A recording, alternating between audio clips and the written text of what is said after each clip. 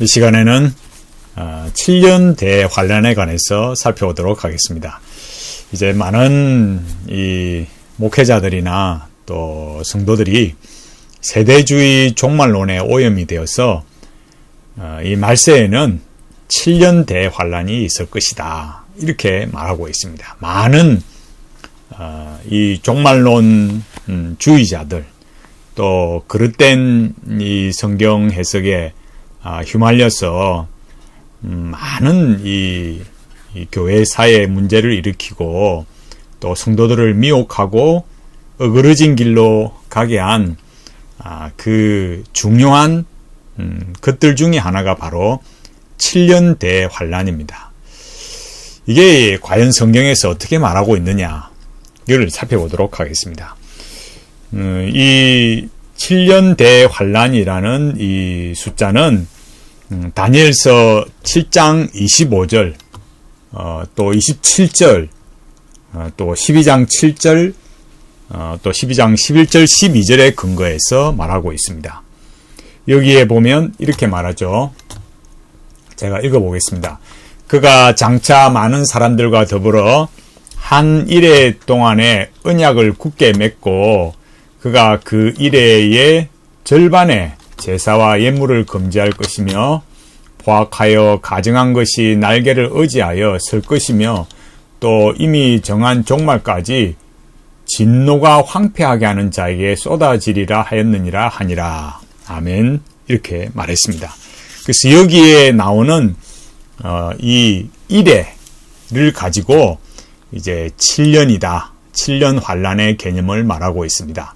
먼저 알아야 될 것은 우리가 이 기독교인들이 이렇게 요한계시록을 볼 때 그럼 7년 대환란 이런 거는 나중에 제가 말씀드리겠지만 결론적으로 말하면 이 종말론적인 기간이다. 다시 말해서 예수님의 초림과 예수님이 처음 오셨을 때, 그리고 예수님의 재림, 다시 오실 때 예수님의 초림과 재림 사이에 많은 환란들이 있을 것인데, 또 고난과 핍박과 순교도 있을 것인데, 그런 기간 동안 그걸 이제 예수님의 이제 마지막 재림이니까 우리가 그 초림으로부터 재림까지를 이렇게 크게 봐서 말할 때 종말론적 기간이다, 이렇게 말하거든요.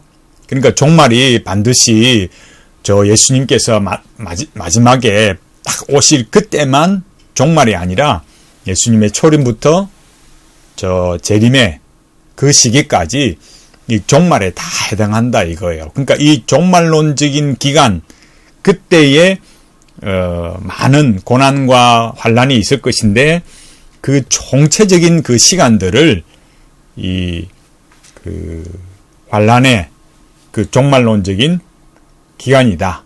거기에는 이 고난이라는 특징이 있다, 환란이라는 특징이 있다라는 걸 말하는 거예요. 근데 이제 이런 부분들을 말할 때, 그럼 환란이라는 거 성경에 보면 요한계시록 보면 나오잖아요. 그러니까 여기에 보면은 나오는 것들이 이제 세 가지 심판 시리즈가 있잖아요. 그러니까 7인, 7나팔, 7대접 심판이 있잖아요. 이거는 이 각각의 것을 말하는 게 아니라 그 종말의 기간에 일어나는 그 심판의 그 환란의 이 재앙의 그런 여러 모습들을 세 관점으로 보여주는 거죠. 더 클로즈업해서 보여주고 더 다른 각도에서 말해주는 거거든요. 그러면 환란이라는 건 뭐냐면은 그 마지막 그 세대주의자들이 말한 것처럼 어느 한 특정한 기간, 다시 말해서 7년 대환란이라는 그때만 딱 환란이 일어나는 게 아니라 예수 그리스도께서 초림하신 그때부터 재림하실 그때까지 다 환란의 기간이다, 이거예요. 그런 것들을 그래서 종말론적인 기간이다. 거기에는 예수 그리스도를 믿는 성도들이 환란과 고난을 받는다, 그런 특징을 가진다라는 거예요. 이제 그런 점들을 우리가 분명히 알아야 되겠습니다. 그리고 이제 그런 세대주의자들이 말하는 그 내용에 문제가 뭘까? 그러니까 그 환란을 말할 때 여기 계시록에 또 우리가 와서 보면 계시록 11장에 그죠? 계시록 11장 2절 또 13장 5절 또 11장 3절 12장 6절 또 이런 것들을 보면 여기에 나오는 이 날짜들이 또 중요한 의미가 있어요. 여기에 날짜들을 보면 그러니까 11장 3절에는 1260일 또 12장 6절 11장 2절에 보면 또 42달 13장 5절에 42달 12장 4절에는 한때와 두때와 반때 이렇게 나옵니다. 그러면 잘 보세요. 아까 앞에 말했던 것처럼 다니엘서 9장 27절에 일해가 나왔으니까 여기는 그 일해인데 한 일해라 이렇게 말하기도 하는데 일해는 며칠입니까? 7년이잖아요. 그러니까 하루하루를 7년 환란으로 세대주의자들은 보는 거죠. 그렇게 되면 여기에 나오는 계시록 이 11장 3절에 나오는 거 1260일은 어떻게 될까요? 그러니까 여기 다니엘 9장 27절에서 한 일해, 그 일해가 7일이 7년이니까 계시록 11장 3절에 1260일은 어떻게 되겠어요? 그러면 1260년이 되잖아요. 그러니까 합리적으로 그 세대주의자들이 다니엘 9장 27절을 해석하는 것처럼 계시록 11장 3절을 해석하면 문자적으로 보니까 그럼 똑같이 1260년으로 이렇게 말해야 되잖아요. 그러면은 7년 환란이 7년이라는 이렇게 주장하는 이렇게 말하는 사람들이 이 1260일에 대해서 더 다른 말을 못하고 이거는 그러면 왜 1260일이 아니고 1260년으로 해석을 안 하고 왜 1260일이고 왜 그냥 3년 반이라 하느냐. 그러니까 7년 대환란 기간이 어때요? 앞에 3년 반, 뒤에 3년 반, 전 3년 반, 후 3년 반 말하니까 7년 대환란으로 말하면 후 3년 반이 더 지독한 환란이 될 것이다. 이렇게 말하잖아요. 그렇게 되면 이 여기 계시록 11장 3절에서 말하는 1260일이 그게 날짜로만 아니고 이 세대주의 관점에 7년 환란이라는 말을 그대로 적용하면 1260일이 1260년이 돼야 되는데 그냥 3년 반이다. 그 얘기만 하는 거예요. 그러니까 이 해석에 일관성이 없다 이 말이에요. 물론 이 7년 환란을 말한다고 해서 모두가 세대주의자라는 건 아니에요. 뭐 이렇게 신학적인 이 흐름을 말하자면 여러 이런 이 7년 대환란 이런 것들 말하는 이 부류들이 있기 때문에 반드시는 아니지만 반드시 세대주의자는 아니지만 오늘날에는 대부분이 이 7년 대환란을 말합니다. 그러나 다니엘 9장 27절이나 계시록 11장 3절을 보면 7년 대환란을 이렇게 일관되게 해석하지 않고 있다. 그러니까 제가 첫 번째 말씀드리는 게 그거예요. 그 이전에 제가 말씀드린 건 뭡니까? 환란은 예수님의 초림으로부터 예수님의 재림 때까지 모든 주의 교회와 성도들이 받는 그런 신앙으로 인한 어려움과 고난과 핍박과 환란의 내용들을 말한다. 그게 종말론적인 시간이다. 그리고 7년 대환란이란 말은 잘못되었다. 왜? 해석의 일관성이 없으니까 세대주의자들이 말하는 것처럼 다니엘 9장 27절이나 거기 9장 27절에서 그 일해라는 게 7일을 7년으로 해석했으면 요한계시록 11장 3절에 1260일도 1260년이라 해야 되는데 1260년이라 하지 않고 그게 그냥 3년 반이다. 이렇게 말한다라는 거예요. 그러니까 합리적으로 정확하게 앞에도 그런 관점으로 이렇게 나를 해석을 했으면 또 계시록에도 똑같이 해석해야 되는데 그렇게 안 하더라. 해석에 오류가 있다. 안 맞다라는 거예요. 그러니까 이런 문제들을 가지고 있다라는 거예요.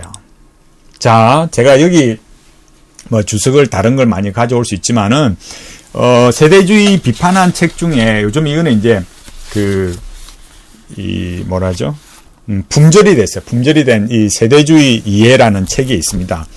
이 책을 이렇게 전에 이 중고 서적에서 주문을 했는데, 여기에,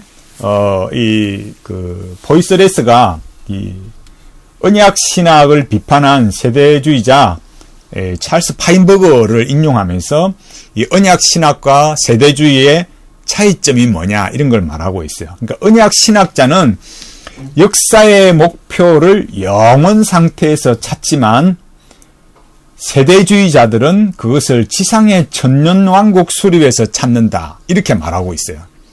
이게 보면 굉장히 아이러니하거든요. 그 아이러니한 게 뭔가,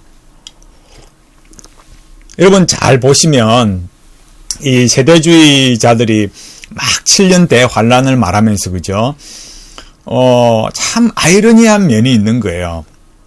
만약에 진짜 7년 대환란을 바라보고 휴고될 것이다, 이렇게 말하면 어떻습니까? 이 땅에 수십억을 빚을 내서 교회를 지어야 될 이유가 있을까요? 어느 교회나 빚을 내어서 교회를 지을 수가 있어요. 제가 교회 짓는다는 게 잘못됐다, 이런 말이 아니에요. 7년 대환란을 말하고 우리는 환란 받지 않고 휴고될 거다, 이렇게 말하면서, 그렇게 말하는 정작 그 목사, 그 교회는 어떻습니까? 수십억의 대출을 내서 그 헌금을, 교회의 그 헌금을 또 다시 이렇게 해서 그 빚을 갚아가는 거예요. 휴고될 거라면서, 환란 기간이라 하라면서. 이건 앞뒤가 안 맞잖아요. 또 이렇게 말하면 그게 언제일지 모르니까 우리가 보험을 전하기 위해서 그래 해야 된다라고 말할지 모르겠지만, 그건 굉장히 궁색한 변명이죠. 천국 갈 건데, 휴고 받을 건데 말라고 그런 게 필요 있어요. 그러니까 근본적으로 이 개혁신학, 언약신학과 세대주의의 근본적인 차이점이 뭐냐, 이런 거예요. 그러니까 언약신학은 이 역사의 목표가 저 영원한 상태, 천국에 있고, 이 세대주의는 지상의 천년왕국에서 찾는 거예요. 그러니까 언약신학은 그러면 그때까지 뭐냐면 이렇게 말합니다. 언약신학은 현재의 역사가 선과 악의 계속적인 투쟁으로 이어지다가 영원 상태가 시작되면서 종식되는 것으로 보는데, 이렇게 보는 거예요. 그러니까 앞서 말했지 않습니까? 처음 예수님께서 오셨을 때, 초림 때, 그때부터 저 마지막 예수님이 재림하실 그때까지 성도는 어떻습니까? 계속해서 믿음의 싸움을 해야 되는 거죠. 이 신앙의 싸움을 해야 되는 거예요. 이거를 중요하게 봐야 되는 거죠. 그러니까 7년 대환란이란 말은 세대주의자들이 이 다니엘서에 근거한 그런 자기들의 해석의 오류다라는 것들을 알 수가 있어요. 제가 여기 주석에 이 포이스레스의 책 말고 제가 두 가지를 가져왔는데, 먼저 여러분 잘 알고 있는 이필창 교수의 내가 속해오리라, 이 책을 보겠습니다. 여기 보면 479페이지에 보면 이렇게 말하고 있습니다. 요한은 이 두 본문을 교회 공동체의 종말적 고난의 정황을 기록하는 계시록 11장 1절 이전의 말씀에 사용한다. 그리고 2장 중반에서 이방인들에 의해 성전 밖 마당은 42달 동안 짓밟힘을 당한다고 기록한다. 물론 42달은 문자적 의미보다는 상징적 의미로 이해해야 하며, 그 배경은 구약 본문 다니엘 7장 25절, 9장 27절, 12장 7절, 11절, 12절이다. 이 다니엘서는 한때, 두때, 반때라고 표현하는데, 이것은 3년 반의 기간으로 결국 계시록의 42달과 동일한 기간이다. 앞에 1260을 말했잖아요.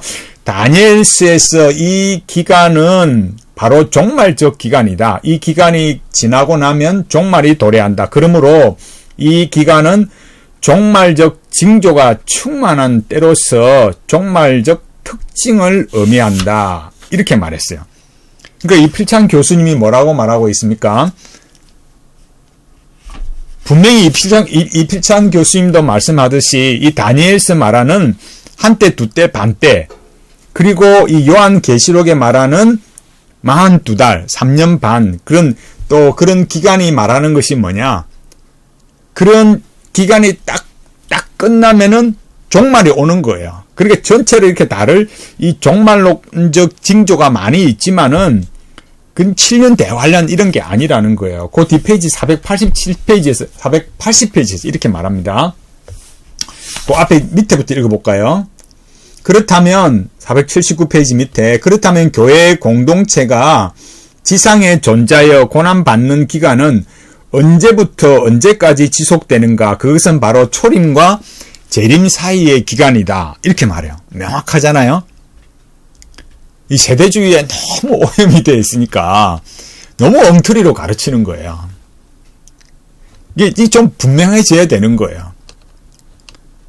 교회 공동체는 이 기간 동안 이 세상에서 외부적인 고난을 겪게 된다. 교회 공동체가 존재하는 초림과 재림 사이의 기간이야말로 종말적 기간으로 고난으로 충만한 기간이다. 이러한 특징이 다니엘서에서 말하는 3년 반이라는 기간의 특성과 일치한다. 이 기간은 요한계시록 내에서 42달 혹은 3년 반 혹은 1260일 또는 한때 두때 반때라는 표현으로 11장 3절에서 한 번 더 등장하고 12장 6절과 12장 14절 그리고 13장 5절 6절에서 사용된다. 이렇게 말하고 있어요.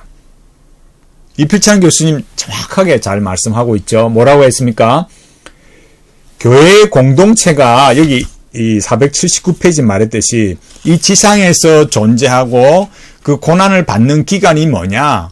저 세대주의자들이 말하는 것처럼 7년 반 대환란 이런 거 아니라는 거예요. 그럼 뭐라고 했습니까? 초림과 재림 사이에 받는 그 고난을 받는 그 기간이다. 그걸 교수님 말했듯이 뭐라고요? 종말론적 기간이다.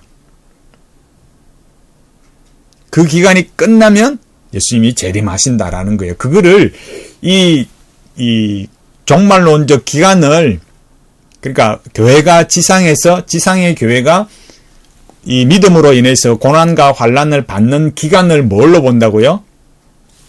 표현을 할 때 42달, 3년 반, 1260일, 한때, 두때, 반때 그렇게 표현을 했다라는 거예요.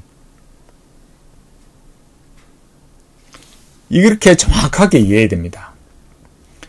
밑에 제가 좀 더 읽어보겠습니다. 다니엘에서는 이 기간을 한때, 두때, 반때라고 하여 3년 반의 기간으로 표현한다. 이렇게 말하면서 비록 이 기간과 계시록 12장 2절에 42달이 결국에는 같은 기간이지만 왜 다르게 표현했는가?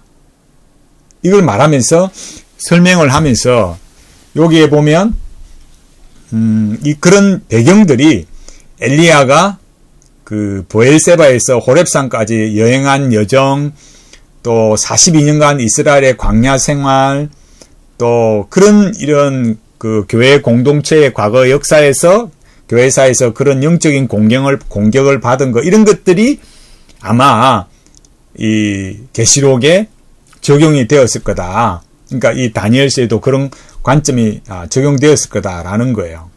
그리고 여기 앞에 나오는 11장 3절에 앞에 나오는 1절 2절의 성전이나 거룩한 도시 이런 거 뭐냐면 하나님의 백성, 교회 공동체다 이거예요. 그러니까 결론적으로 말하려고 하는 거. 그러니까 이런 그 계시록 11장 1절 3절에서 무엇을 말하려고 하느냐라는 거예요. 그건 뭐냐면 이렇게 말합니다. 결론적으로 11장 1절 2절에서 성전으로 교회 공동체는 내적으로는 하나님의 보호와 안전함이 있지만 외적으로는 이방인에 의해 짓밟히는 고난과 고통의 이중적 모습을 가지게 된다라는 거예요. 그러니까 하나님께서 보호하시지만 누구를요? 교회와 성도들을 보호하시지만 또 외적인 면에 있어서는 이방인들에 의해서 짓밟히는 고난과 고통을 받는 그런 이중적인 모습을 말하는 거예요. 그거를 말해주는 것이 이 세 번째 삽입구. 그러니까 이 새 심판 시리즈에 보면서 이 삽입구가 나오는데 이 세 번째가 뭐냐면은 두 증인 이야기예요. 그러니까 두 증인 이야기는 뭐냐? 앞에 말한 것처럼 그렇게 환란이 계속되는데도 교회는 복음을 전거해야 된다라는 걸 말하는 거예요.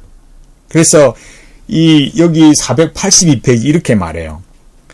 두 정인의 예언 사역은, 여기 예언 사역이라는 것은 뭐 앞에 다음에 무슨 일이 일어날 것이 이런 게 아니라 복음 사역을 말해요. 복음을 전거하는데 초림부터 재림 사이에 주어지는 그런 사역이다라는 거예요. 그 앞에 보면은 두 정인이 굵은 베옷을 입었다 이렇게 말해요.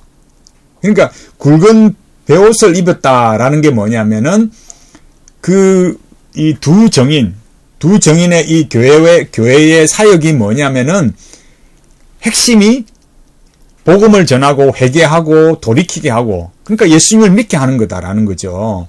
그러니까 베옷은 전통적으로 애통하고 회개하는 것을, 하나님께 돌이키는 것을 말하거든요. 요엘 1장 8절, 아모스 8장 10절, 요나서 3장 5절 9절. 그리고 이 두 정인의 예언 사역의 기간이 1260일. 그리고 이 1260일은 앞에 1, 2절에서 뭐라고요? 성전 밖 마당이 이방인에 의해서 짓밟히는 당하는 기간으로 42달과 동일한 기간이다. 그러니까 두 정인과 여기 말하는 뭐예요? 성전 혹은 성전 바깥 마당에 그런 짓밟히는 그런 기간과 두 정인이 1260일 동안 복음을 전하는 것, 그 고난과 핍박을 받으면서도 환난 속에서도 복음을 전하는 그 기간과 겹쳐진다라는 거예요.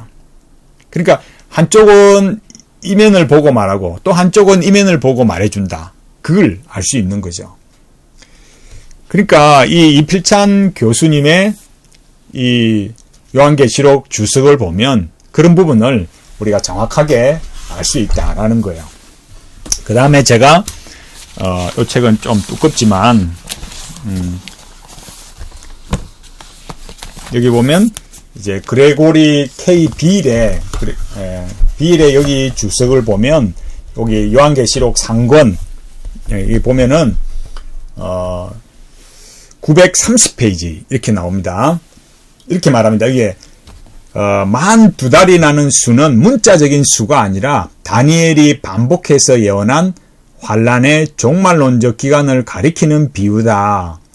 유대교 문헌들에는 다니엘서의 세대 반이란 기간이 다양한 방식으로 이해된다. 예를 들어서 신자들이 겪는 환란의 총체적인 기간, 이스라엘이 바벨론 포로와 연결된 기간, 또는 이스라엘 최후의 구속 이전에 반드시 지나갈 기간 등으로 이렇게 말해요. 그러니까 유대 문헌에도 그렇다라는 거예요. 다니엘서가 가지고 있는 그런 종말론적 기간이라는 뜻도 그렇지 하거니와 또 유대교 문헌을 봐도 어떤 특정하게 여기부터 여기까지 몇 년부터 몇 년까지 딱 정해진 기간을 말하는 게 아니더라는 거예요. 그런 내용은 뭐다? 하나님의 백성들이 겪는 환란의 총체적인 기간을 말할 때 42달이라고 말하더라라는 거예요. 그러니까 세대주의자들이 말하는 7년 대환란이라는 것은 없다라는 거예요. 잘못 성경을 해석하고 있다라는 거예요. 여기에 보면은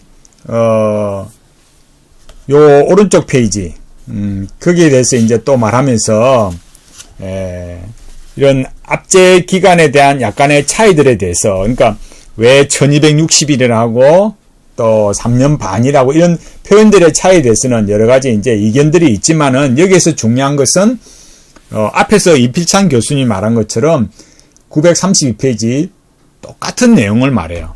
그러니까 세때 받은 성도들의 운명에 대해 두 가지 관점을 제시한다. 성도들은 환란을 받지만 영적인 해로부터 궁극적으로는 보호를 받는다. 공동체로서 그들의 존재는 재림까지 보장되기에 성도들은 정언하라는 그들의 공동체적 소명을 이룰 수 있다. 그러니까 한쪽에서는 그렇게 하나님의 보호하심이 있고 또 한쪽에서는 이방인들로부터 그런 복음의 정인을 하기 때문에 고통을 당한다라는 거예요. 그래서 이 계시록에 가리키는 이런 전체 기간이 비유적으로 3년 반을 말하기는 해도 그런 내용은 뭐냐? 교회가 그 마지막 종말의 기간에 발생하는 혹독한 박해를 가리킨다. 여기 933페이지에 이렇게 말하고 있어. 제가 좀 읽어보겠습니다. 문자적인 3년 반이나 문자적인 환란 기간의 후반부는 염두에 두지 않는 것이 된다. 이런 관점에서 비유적인 기간은 시간이 아니라 다니엘서에서 가르치고 있는 박해의 심각성을 강조한다.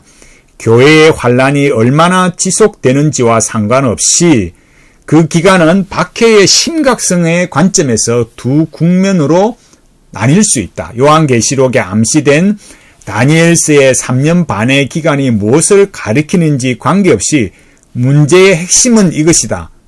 핵심이 뭐냐라고 하면 교회가 세상과 평화로운 관계에 있는 시간은 존재하지 않는다라는 것이다. 그 시간이 교회가 정언하는 중이든지 정언이 끝날 때이든지 간의 말이다. 이렇게 말했어요. 그러면서 이렇게 말합니다. 계시록 12장 5절 6절은 3년 반이라는 기간이 3년 반이라는 기간이 그리스도의 부활 때 시작되었으며 그의 재림 때 절정에 도달할 것을 보여준다. 이렇게 말했어요. 그러니까 3년 반이라는 그 기간이 어떻다고요? 이미 그리스도의 부활 때 시작되었다라는 거예요. 제가 여기 계시록 여기 볼까요? 계시록 말씀 제가 미리 안 펴놔서 있는데 계시록 12장 5절 6절 읽어보면 이렇잖아요. 여자가 아이를 낳으니 이는 장차 철장으로 만국을 다스릴 남자라. 그 아이를 하나님 앞과 그 보좌 앞으로 올려가더라. 그 여자가 광야로 도망하며 거기서 1260일 동안 저를 양육하기 위해 하나님의 예비하신 곳이 있더라. 이렇게 말했어요. 그러니까 하나님의 그 아들로 오신 메시아 예수 그리스도, 그죠? 그 예수 그리스도의 오심, 또 교회를 보호하심, 이런 걸 말하잖아요. 그런데 여기 뭐라 했느냐? 이 비일이 말하기를 이 3년 반이라는 기간은 결국 그리스도의 부활 때 시작되었고 그 재림 때 절정에 도달할 것이다. 그러니까 이 부활 때라고 이렇게 말한 건 뭐겠습니까? 예수님의 초림 때부터 그 재림 때까지 그 종말론적 기간을 말하는 거예요. 그 다음에 이렇게 말합니다. 비일이 11장 2절은 거룩한 성이 짓밟힐 기간을 시사한다. 8절은 이러한 짓밟힘이 예루살렘에서 주님이 십자가에 못 박히신 때에 시작했다고 한다. 그래서 3년 반이다. 특히 교회가 짓밟힘으로 박해받는 궁극적 근거는 그리스도의 죽으심이다. 그래서 이 기간은 그리스도의 부활 때 시작되었으며 그의 재림 때 절정에 도달할 것이다. 914페이지 3년 반이라는 기간이 교회의 정거를 대표하기 위해 선택된 또 다른 이유는 그리스도의 사역이 그 정도 지속되었다는 데 있다. 다시 한번 정인들은 유일한 정인이신 그리스도와 동일시된다. 이렇게 말했어요. 그러니까 그리스도께서 그렇게 고난을 받으셨던 것처럼 교회도 성도들도 복음을 전하는 일에 그렇게 기뻐하고 또 환난 속에서도 감당해 가야 된다. 이걸 말하고 있다라는 거예요. 그래서 세대주의자들이 말하는 것처럼 7년 대환란이라고 그들이 말하는 그런 것에 미혹되지 말라는 거예요. 왜? 성경을 잘못 해석했기 때문에. 그러니까 세대주의자들이 말하는 7년 대환란은 없다. 환란은 언제부터요?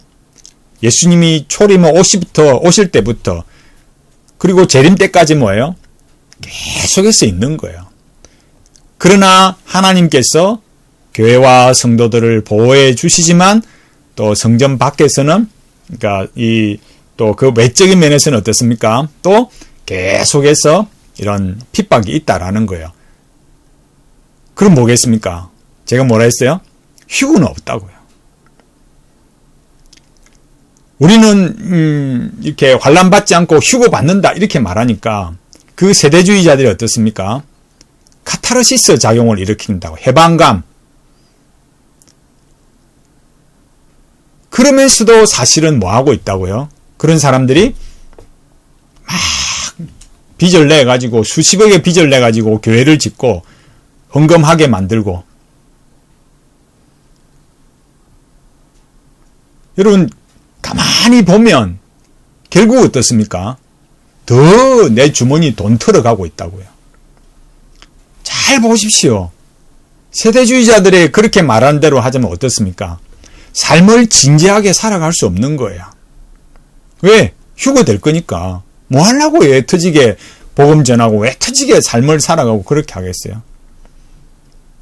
그냥 막 주여 3창 부르고 7창 부르고 그냥 열심히 그냥 주여 언제 오시렵니까 하다가 그냥 천국 간다 이거예요.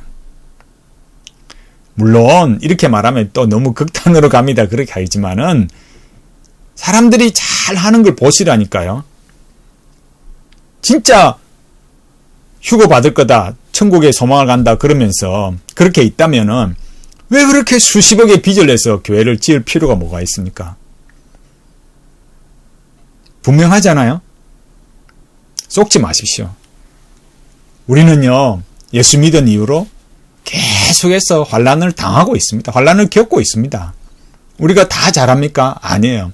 실패하고 죄를 지을 때도 있고 우리가 참 낙심하고 우리 인생에 말할 수 없는 상처와 고통과 어려움을 겪기도 해서 우리가 이해하지 못하는 어려움을 겪으니까 주님 참 이게 뭔가요?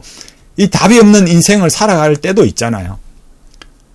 또 하나님의 은혜를 구하고 또 실패하고 죄 지었을 때 회개하고 하나님의 은혜를 구하고 저 영원한 천국을 보고 가잖아요. 그러니까 마라나타 외치는 거죠. 하나님 이 고생 안 하고 휴거 언제 받나요? 이런 게 아니라니까요. 그러니까 세대주의자들이 말하는 그런 잘못된 종말론, 세대주의 7년 대환란설 그런 것에 빠지지 말고 오늘 하나님이 나에게 준 이 자리, 가정과 직장과 삶에서 하나님의 언약에 그 언약의 트랙을 신실하게 달려가야 되고 하나님의 예수 그리스도의 그 십자가의 구원과 그 언약 안에서 참되고 영원한 의미와 통일성을 공급받으면서 열심히 언약의 트랙을 달려가야 됩니다. 누가 우리를 뭐라 해도 내가 가야 할 길을 끝까지 가야 되고 내가 항상 잘하는 건 아니지만 또 하나님을 의지하고 우리 주님이 그렇게 고난을 당하시고 핍박을 겪으시고 십자가에 피 흘려 죽으심으로 그렇게 사명을 이루고 가셨듯이 우리도 어떻습니까? 두 정인의 사역을 감당해 가야 된다는 거예요. 거기에 환란이 있다라는 거예요. 그러나 환란만 있는 게 아니고 뭐가 있다?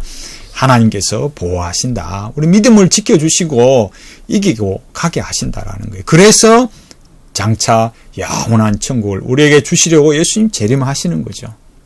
그러니까 엉뚱한 종말론에 휩쓸리지 마라. 이걸 분명하게 하고 하나님의 말씀에 바르게 붙들려서 오늘 하나님이 내게 맡기신 사명, 가정과 직장과 삶이 내가 해야 할 일이 무엇인가 열심히 하나님 앞에 감당하면서 나중에 아버지께서 우리를 보실 때 잘하였도다. 착하고 충성된 종아, 내가 너에게 더 많은 것을 맡기리라. 아멘. 이렇게 하나님 앞에 참 영광스럽게 가는 우리 모두가 되고 하나님의 그런 인정하심과 복주심과 영원 복락의 그 은혜를 누리도록 지금 이 자리에서 언제 휴거 받나 이게 아니라 지금 이 자리에서 믿음의 싸움을 경주하고 달려가서 사도 바울이 말했던 것처럼 그 모든 주를 믿는 자에게 주실 그 생명의 면류관, 그 하늘의 소망, 그 영광, 그걸 바라보고 끝까지 달려가는 우리 모두가 되기를 간절히